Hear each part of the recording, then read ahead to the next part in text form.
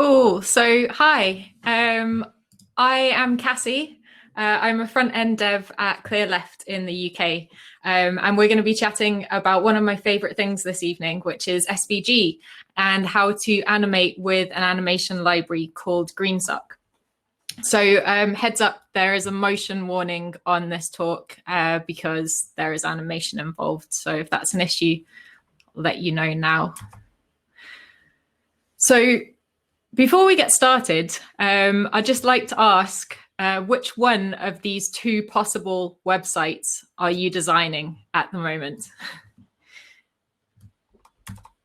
Is it this centrally aligned bad boy with the huge hero image and the double CTA? Or is it this kind of quirky, different left-aligned variant? So John wrote this frankly glorious tweet back in 2016, which is ages ago now. It feels like even longer ago because of the pandemic. And I think it's about time that we stop building these websites. I personally think that we can do better than that. And I think one of the ways that we can inject a little bit of personality into a digital landscape that's full of really boring, repetitive websites is with SVG. Now, a lot of the time, developers' reactions to animation is kind of cautious, a little bit concerned, and rightly so. There are a lot of janky websites out there. And a lot of the things that I hear are, what about performance? And isn't it bad for accessibility? And my whole thing is that it doesn't have to be whimsy or accessibility or playful touches or performance. You can have both. So this is my personal site. It's built on Eleventy, which is a static site generator, which is lovely. And it's full of loads of different animation touches. And if you're into metrics, it also has those. It has hundreds across the board on the Lighthouse metrics. So Sarah Drasner wrote a really great article recently called In Defense of a Fussy Website. And in the article, she says, when a site is done with care and excitement, you can tell. You feel it as you visit, the hum of intention. And these are the sites with the low bounce rates and the best engagement metrics. And engagement metrics, in my opinion, are just as important as Lighthouse metrics. I think as an industry, we get really hung up on, performance and accessibility and structure and design systems. And all of those things are really important, but the things that make your site memorable are the little details. The little details say a human made this.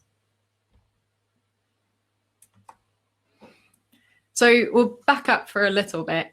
What is SVG? So a lot of the clue is in the name. SVG stands for Scalable Vector Graphic, and you can create vector graphics in programs like Affinity Designer or Illustrator.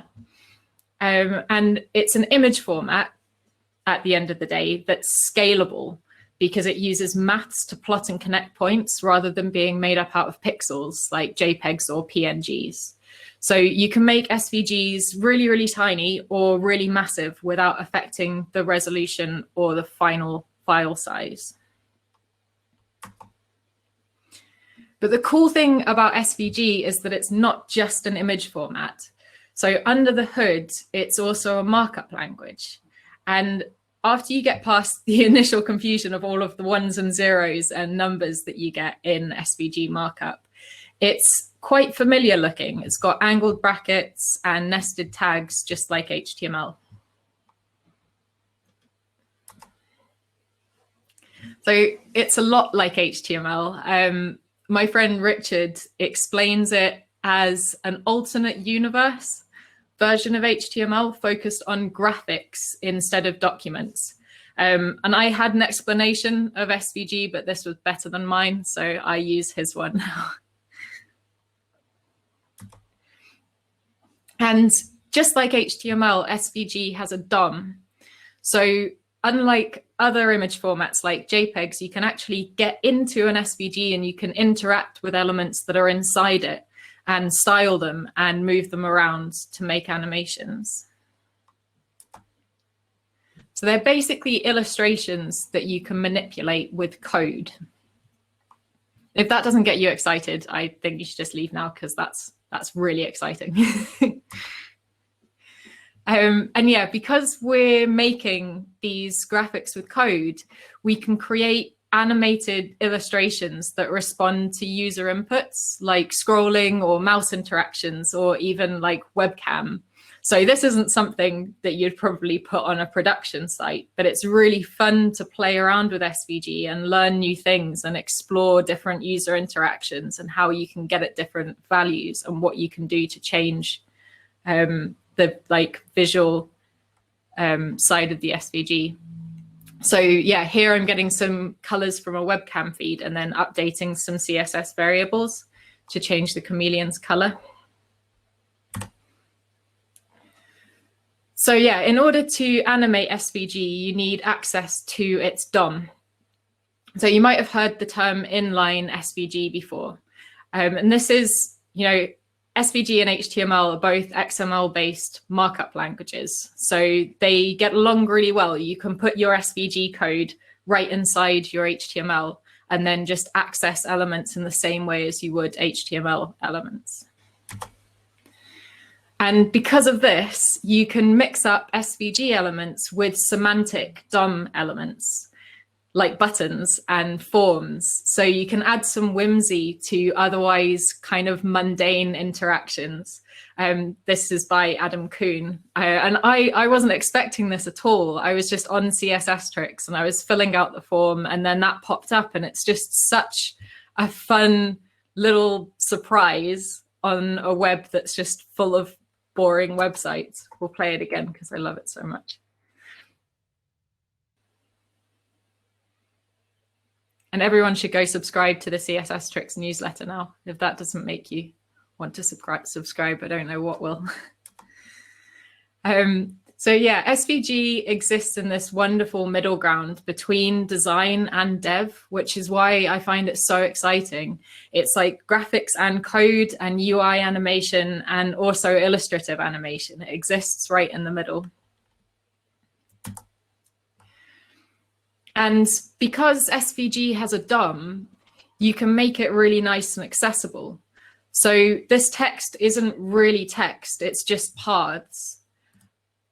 But because it's got a title element here, screen readers will read out like normal text. So you can do text-based animation on websites and screen readers will still be able to access the text inside.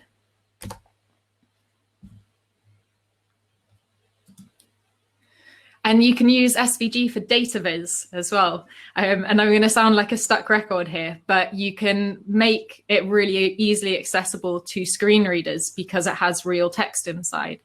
And then it will fall back to a static image without JavaScript, which is really great. So this is some illustrative data viz that I made, which is hooked up to a solar panel on the roof of our office building. And that was a really fun way to kind of show off our CO2 savings. But you can't always go kind of big and crazy like this on client sites. And that's really understandable. Not all sites want chameleons and like building animations, but SVG is really great at being small too. So you can use SVG to create really delightful little micro interactions. So icons and button animations, they're really great candidates for a little bit of animation. And it's a good challenge as well, because you have to work out how to use a small space to convey an action to a user. It's a lot of fun when you get it right. So yeah, that's all the amping up and kind of a little run through of what SVG can actually do. So how do we actually achieve animations like this? So a really good way to get started is to use CSS. Just get an SVG and put it inline and then use CSS to manipulate some of the values. That's how I got started with SVG animation. But I don't recommend CSS for SVG animation in production because there are some transform issues in some browsers and CSS doesn't really handle that. And there's also no way to chain CSS animations. So your animations don't have any awareness of each other. You can set up delays so that it seems like one animation is playing after another one, but there's no way to kind of add them to a timeline. Which brings us to GreenSock. So I always recommend GreenSock. It's been around since the Flash days. Their forums and the community around them is really friendly and the documentation's really great. The forums are basically like Stack Overflow, but with nice people in. And they handle SVG transforms really nicely cross-browser.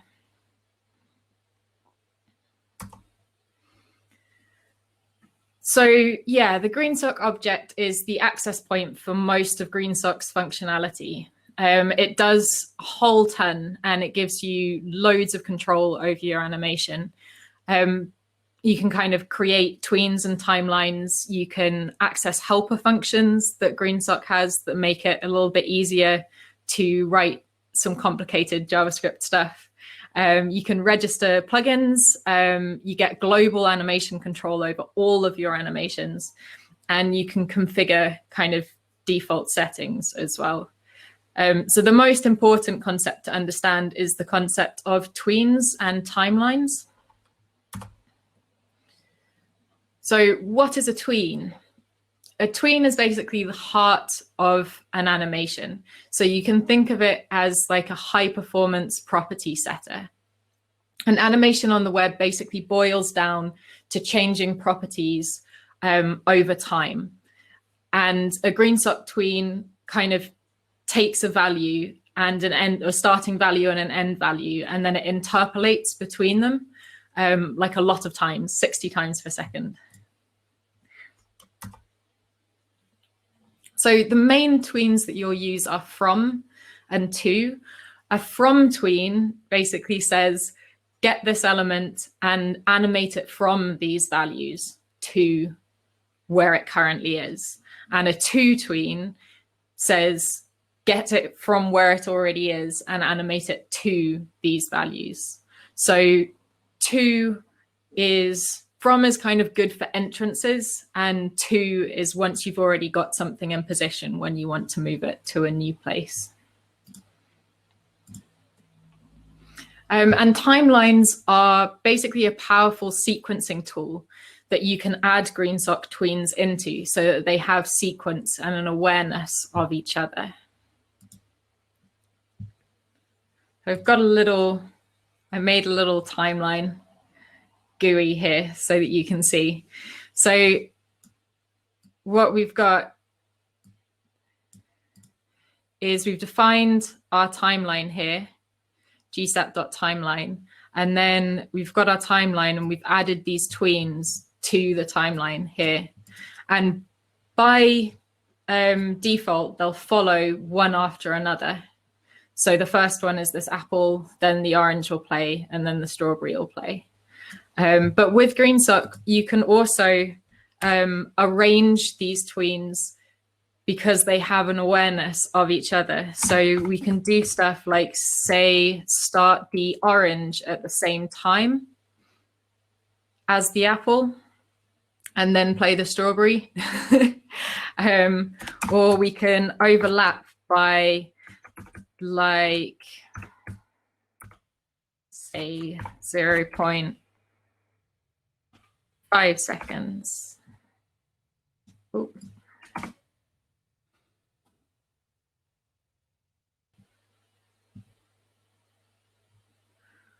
or you can say wait for a couple of seconds.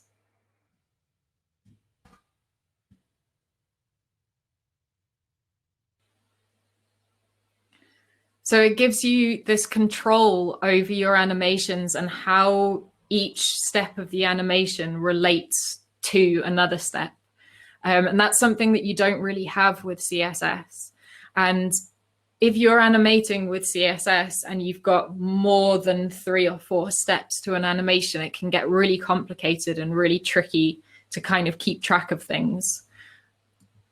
Another thing is that timelines also have a whole bunch of methods. So you can easily kind of control the timeline as a whole, not just the tweens that are within the timeline. So you can get the whole timeline and you can speed it up, or you can slow it down, or you can seek to a certain point, or you can play it in reverse.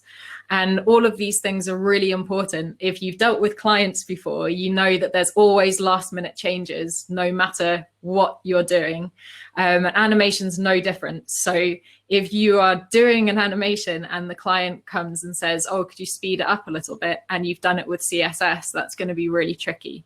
But with GreenSock, you've got that ease of control there.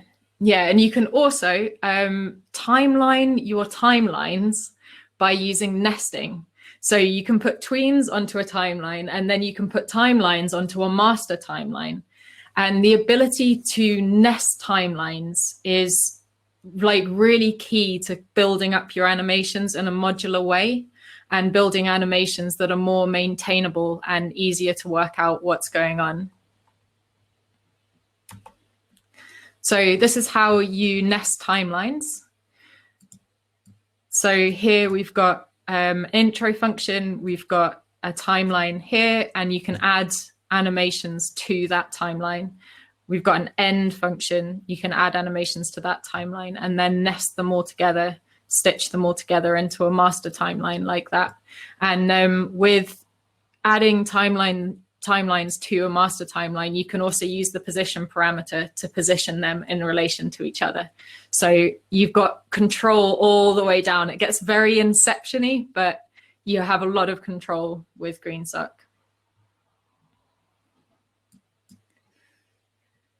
So if you're interested in learning about GreenSock, they have a ton of starter pens on CodePen. So that's where I would recommend getting started, is just go to CodePen, go to the GreenSock's CodePen and just start forking some of the starter pens and have a little play around and see what it can do.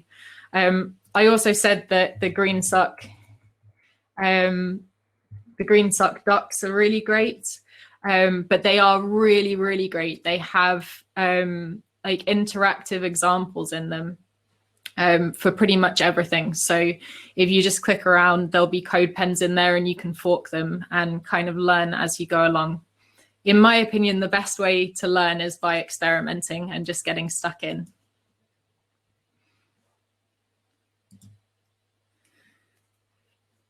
So yeah, before the questions start, something that I hear over and over again from people is, oh, wow, SVG magic.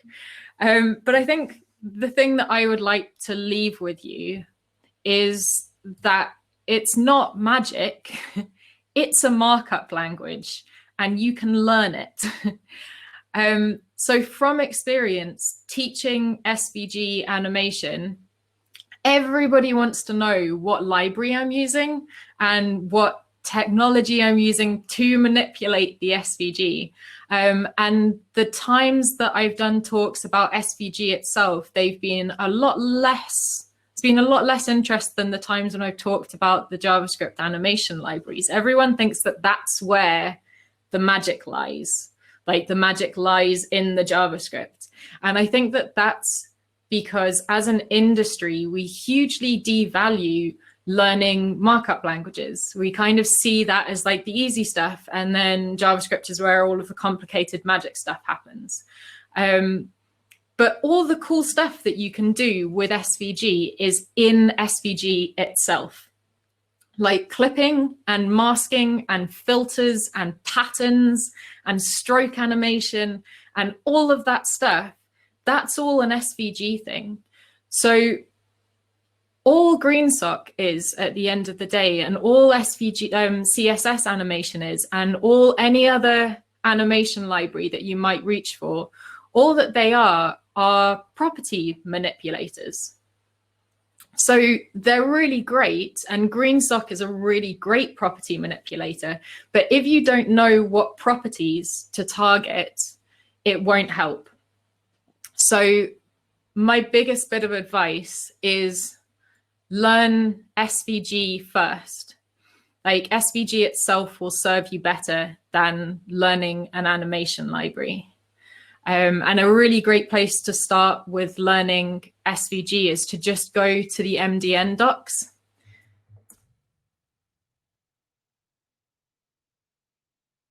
And take a look at the element reference on MDN. And that's a really great place to start. Just start taking bits of the MDN docs and plunking them in CodePen and have a little play around.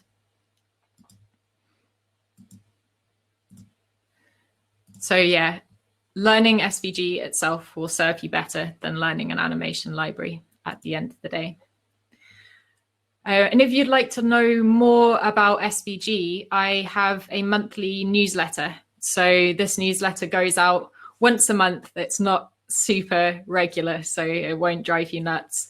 But we cover one topic about SVG every month. So, oh, that's not working. But we'll cover like masking and filters and stroke animation and how to kind of achieve all of these different effects.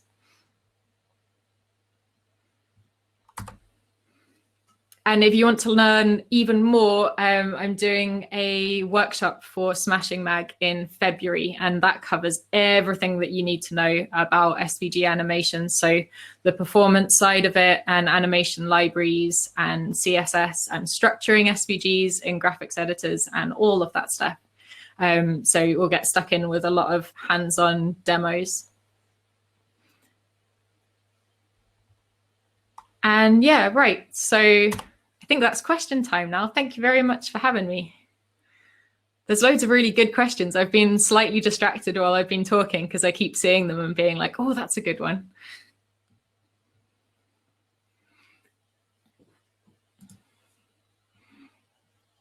That's me done.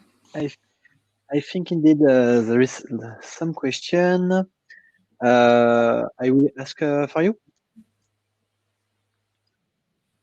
Software do you prepare your SVG in? Some program export pretty messy markup. Yeah, so I use Affinity Designer. I started using Illustrator. I used that for a really long time, and Illustrator is really great, but it does have mafia pricing, so you get locked into the Adobe structure. I tend to use Affinity Designer now. It's like a once-off payment. I think it's like $40, I think, somewhere around there. But it's really, really good, and it's just made for vector graphics. So I think that one of the things that people often do is they'll use Sketch or Figma. And Sketch and Figma are great for UI design, but they're not that great at exports. So all of the SVG markup that you get out of Sketch and Figma is a little bit ropey. So I will use Affinity Designer. I also tend to use SVG OMG to run SVG graphics through as well, just to kind of tidy them up a little bit before I start animating. Okay, thank you. Did you have a kind of decision tree to choose between CSS animation, SVG animation, or JS animation? Yeah, so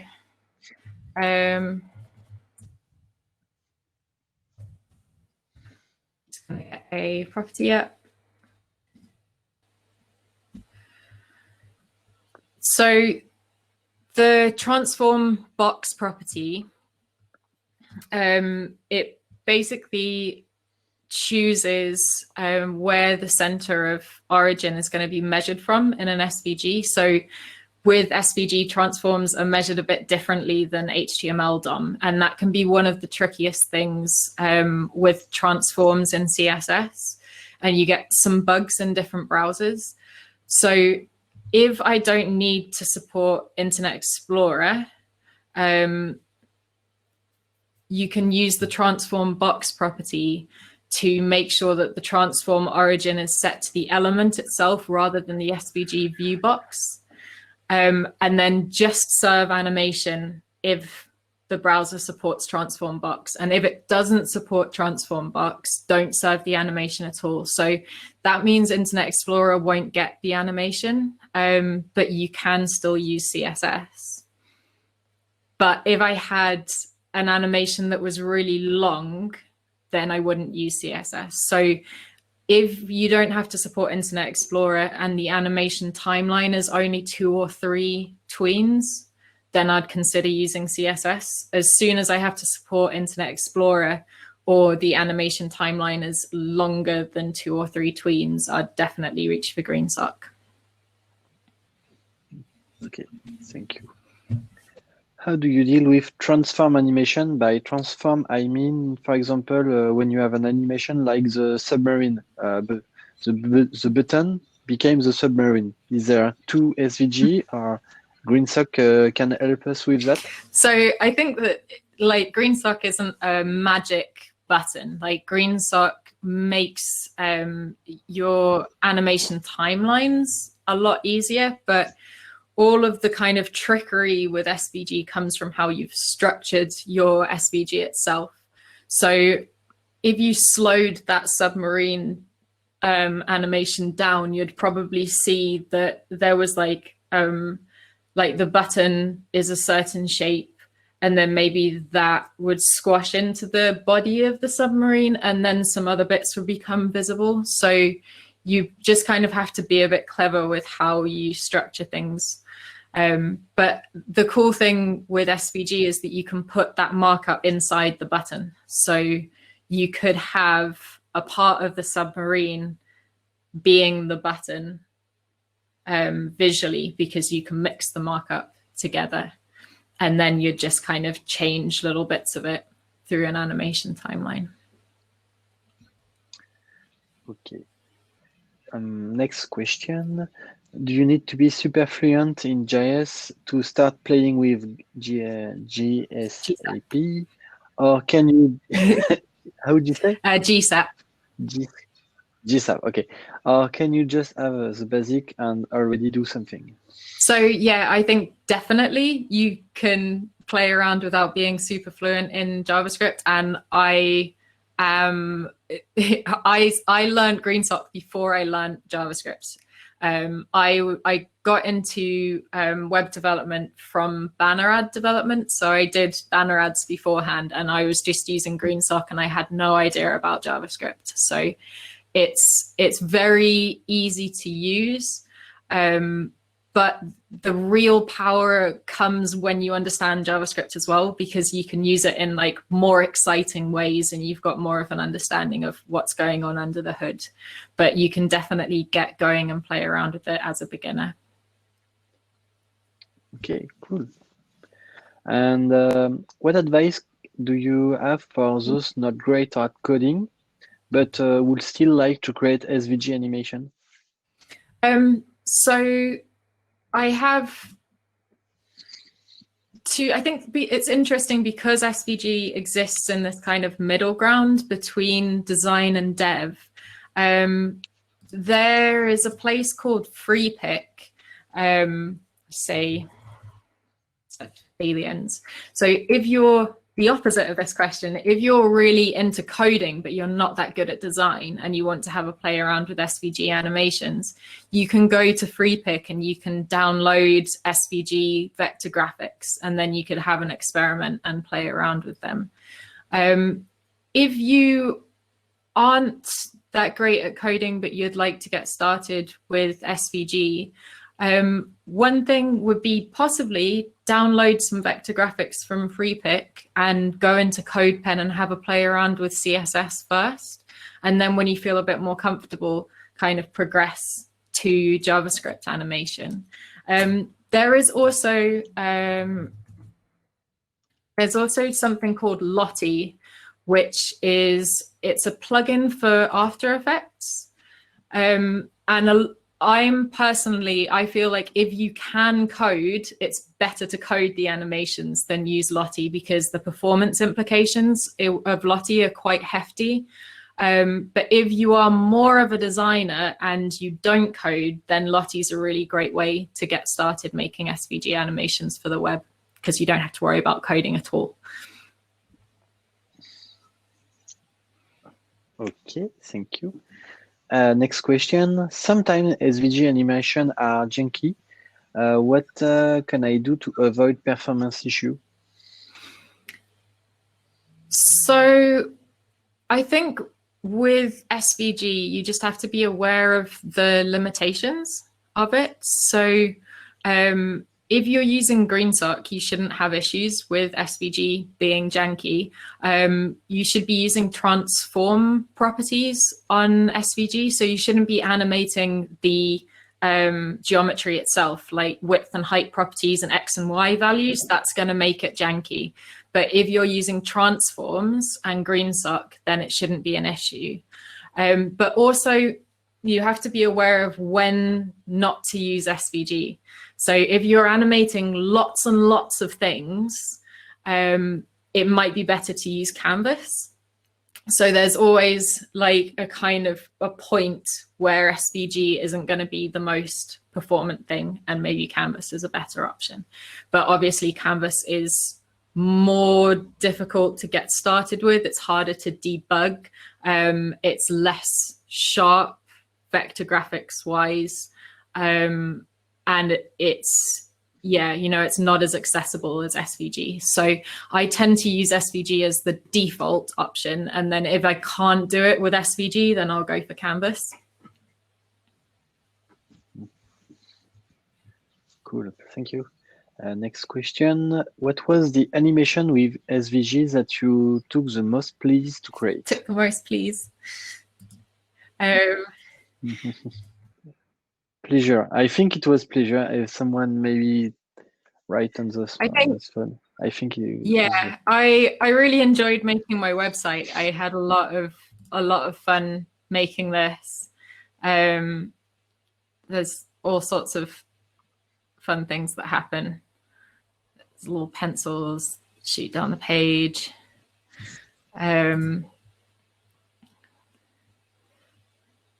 I really liked, I made a little me. Right, where are my glasses? Put my glasses on as well. I made a little me, and if you spin the mouse around, then I get dizzy, which is quite fun to do. I think my favorite are text animations though. Text animations are, yeah, I think the thing that I enjoy the most, because there's a lot of use cases for them. So this was one of my favorite text animations that I did.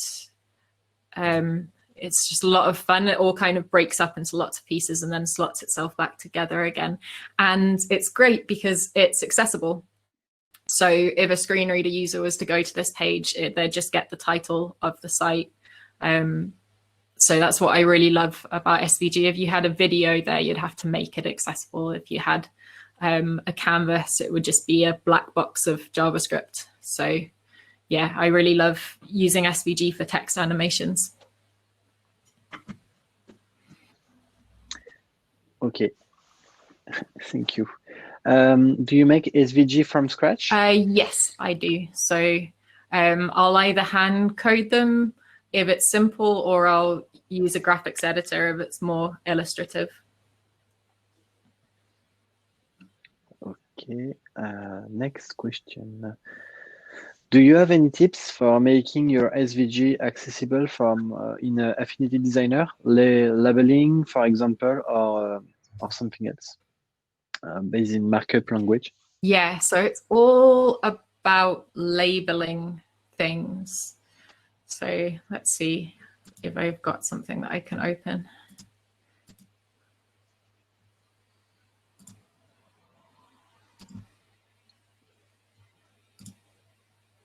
Yeah, okay, here we go. So you've got all of these different layers in Affinity Designer, and see this little layer here, you can name them. So if you were to name that mouth and this here, you can group it together and you can name this right eye.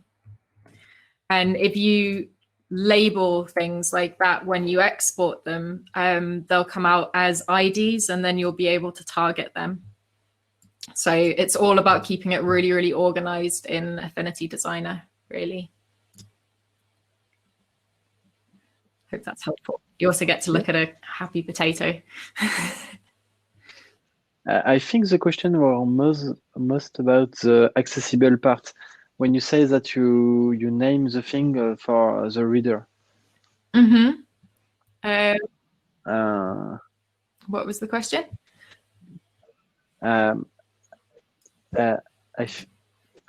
But maybe I don't understand the previous answer, but I think the question was most about the accessible part of the SVG create in Affinity Designer. Oh, the accessibility part. No, so that's not a thing. Yeah, that's something that you have to. I'll find the slide. Dun, dun.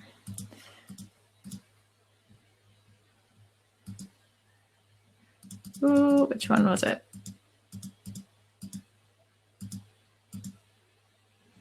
This one? Yes. So,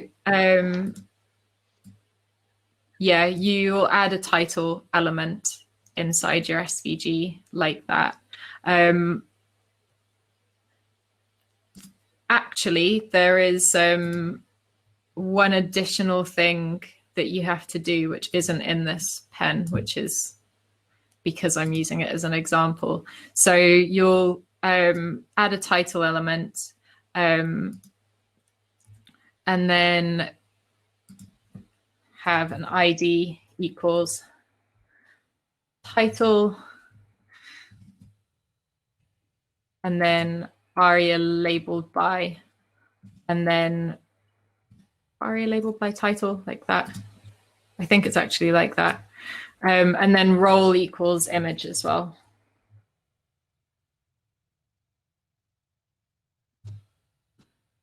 I need to double check, but I think you do role equals image and then aria labeled by title like that. And then it won't traverse the SVG DOM, and then the screen reader will read that out.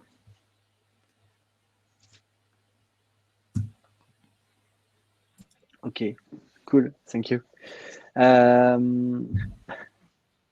Told us if you want to, if we continue, because there is still lots of questions. Is it okay for you?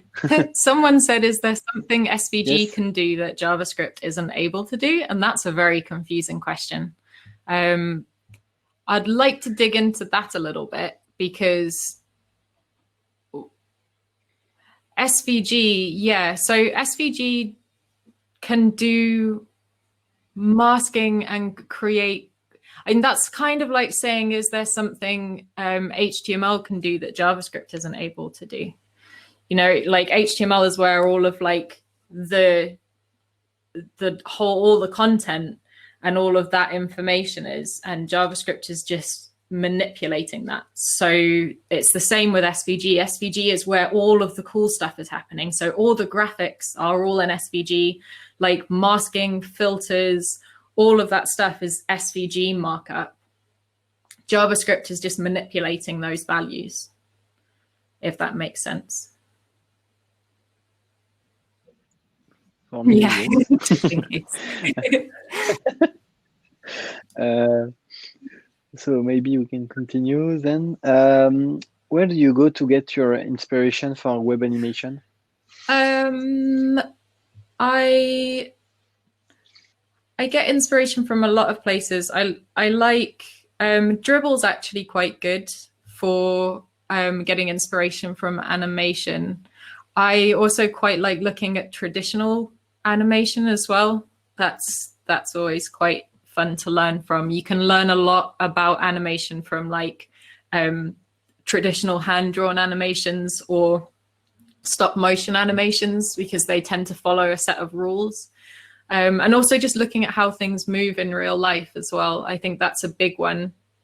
It's why Apple is so popular.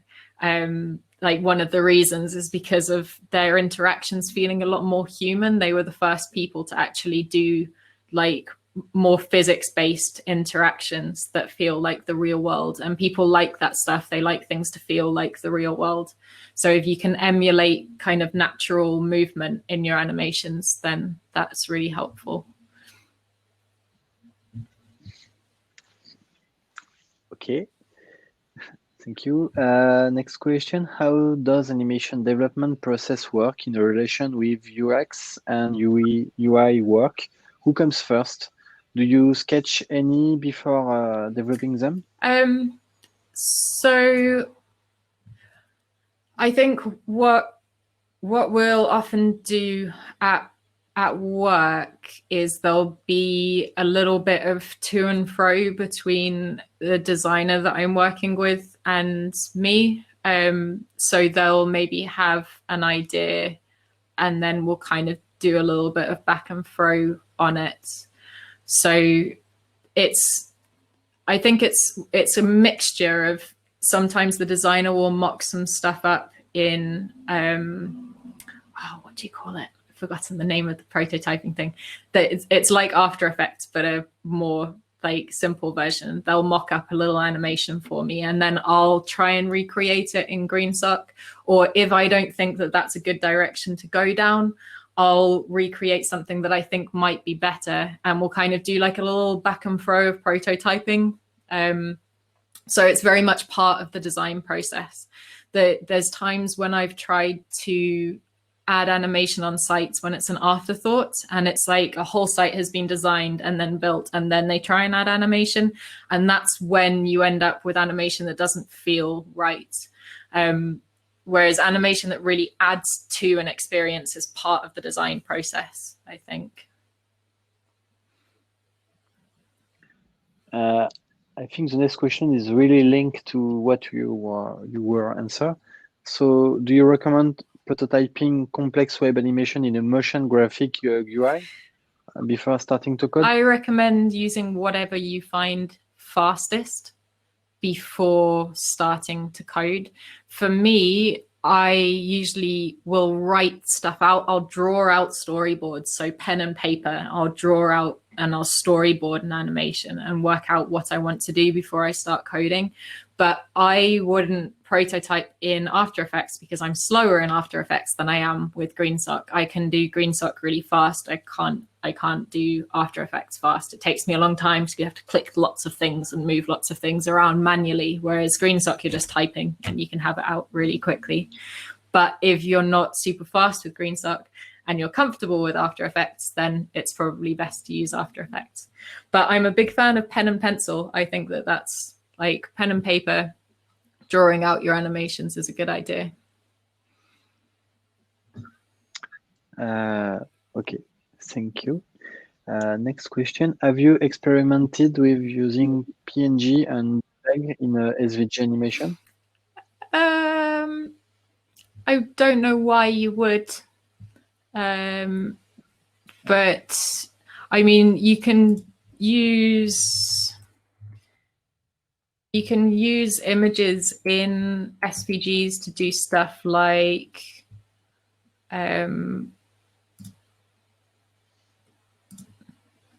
showing you private things there. You can use you can use SVG to do stuff like image masking. So this is an image in an SVG. So you can use SVG and images to create kind of UI effects as well as using them for illustrative animation. So that's quite fun. But, you know, part of the the benefit of SVG for illustrative animation is that you get crisp vector graphics. And if you're using images, then you wouldn't get that. So yes and no, I think, to that question. Okay, yeah, thank you. Next question, is there a lighter alternative to GSAP with the timeline functionality? Feels too much when used for pop-up only or similar. Yeah, I mean, if you're using it for a pop-up, then you're using the wrong thing. I think, like, very much. I see lots of people reaching for GreenSock when CSS transitions or small, like, animations would work. If you're doing DOM animation, like UI animation, and you're just moving something from here to there, then there's no reason not to use CSS for that. The only reason that I don't use CSS animation in production with SVG is because of transforms, and then still I would use CSS if I don't have to worry about Internet Explorer and if it's a short animation. So I would say CSS is your alternative to GreenSock. But if you do need the functionality of timelines, then GreenSock isn't that heavy, really.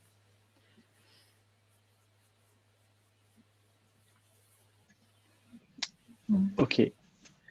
I'm not sure to understand the next question. Do you have any motion design system to keep animation in some reason? So a lot of people try and systematize animation. I would say that I tend to use certain eases, but not timings. So eases are a good thing to have as part of an animation design system. But with animation timing, if you're moving something from here to here and the screen is like this wide, it will need a different timing than if the screen's that wide. So if you start trying to say all of the animations should be 2 seconds, the animations that are traveling a further distance will look off compared to the ones that are traveling a short distance. So I think eases are a really good thing to have in a design system, but there is some element of having to kind of eye it and feel what works on different sizes. And the next one, is CSS still a good way to start making SVG animations? Yes, definitely.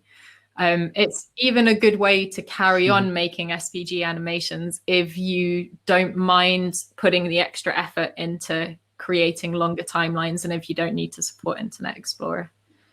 So there's nothing wrong with CSS whatsoever. It's great. I'm a big fan. Not sure to be sure that's the first question. Do you have trick to index SVG in Google Image? But yeah, I think it's more SEO topic and Google links. We will skip it. Does it help you to learn CSS transition and transform before using GreenSock? It would be helpful. I think if you've got an understanding of CSS animation, then it will help you understand GreenSock, but it's not necessary to understand CSS animation before using GreenSock, but it would help, yeah.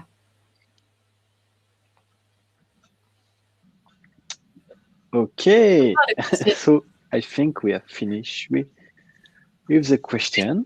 Good question as well. Thank you again. Yeah, indeed.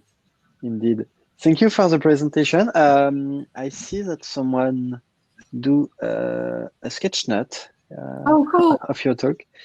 I will share it to you after. If you are too shy to ask your question during the Q&A part, we will just go again 5 or 10 minutes maximum in network mode again. Yeah. So you can try to go on the same table as Cassie and ask her your question. Okay.